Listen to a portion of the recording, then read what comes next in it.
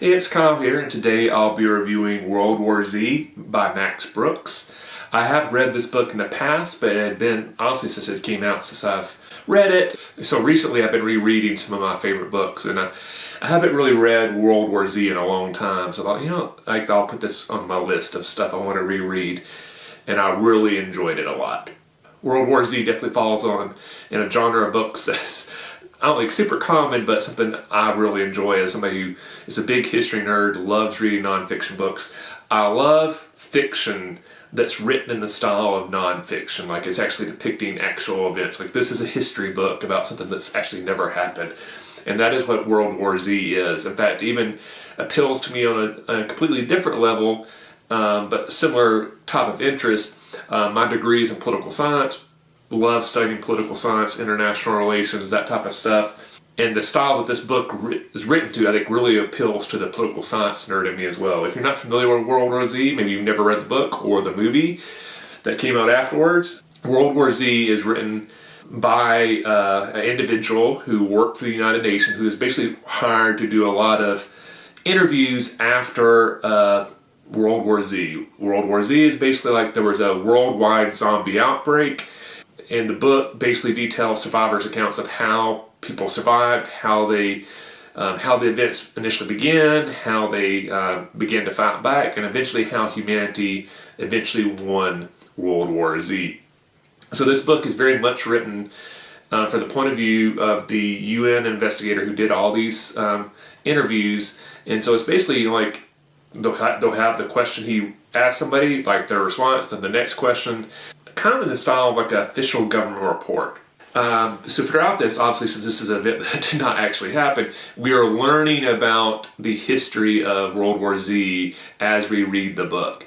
And the one thing I really like about it is, especially some of the early interviews, they'll drop references to, everything changed when this event happened, or this leader, or this tactic. But then since we don't know about this event, we don't know what they're referring to. But slowly that info is filled in as we get later interviews with other survivors talking about later events in World War Z.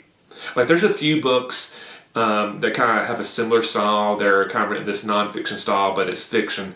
And they just always really work for me. I don't know if you're not into nonfiction, you might not enjoy it as much as me, but for me, I think this is a really cool way to kind of explore an event in a non-traditional fiction style, not your typical just story, I will say, like I said, I love this book.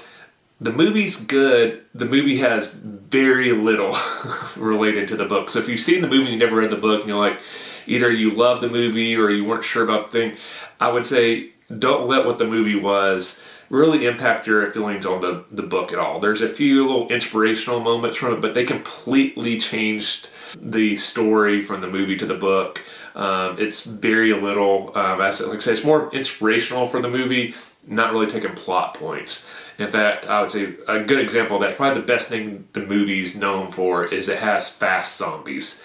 There are not fast zombies in World War Z. The zombies in this book are your very traditional, slow-moving zombies. The fast zombie thing was completely just added to the movie, as a way for the spice up the drama and make it different from other zombie movies. So I would say, one, if you like zombie content and you've never read World War Z, highly encourage you to check this out. If you are really into, like I said, if you really like history, you really like non-fiction books, this might be a fiction book that you really like because it is written in the style of a non-fiction history book. So I'd say, check that out. Maybe if you're typically into fiction, but you maybe are not super big into nonfiction, this might be a way to kind of dip your toes in the water and see if you like the writing style of a nonfiction book, but set in the fiction genre.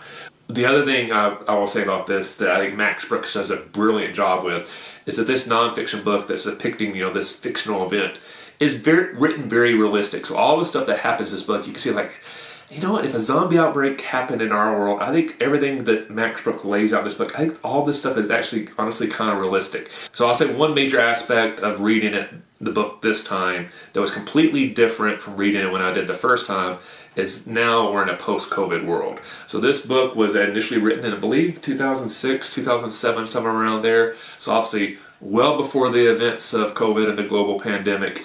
And a large part of this book, especially the early parts of this book, is exploring how the world would react to a global pandemic that's really threatening humanity, that's very dangerous. And it kind of explores different ways. People that fully realize the threat immediately and try to encourage people like, hey, we need to take actions. Individuals who decide like, this is completely made up, this is exaggeration, or ignore it, this is not really a serious threat, this is completely made up. People that try to make money off of it. All the various ways people will react to something like this is really kind of depicted in this book. And when you read it, when this book first came out, you go, oh, this is interesting.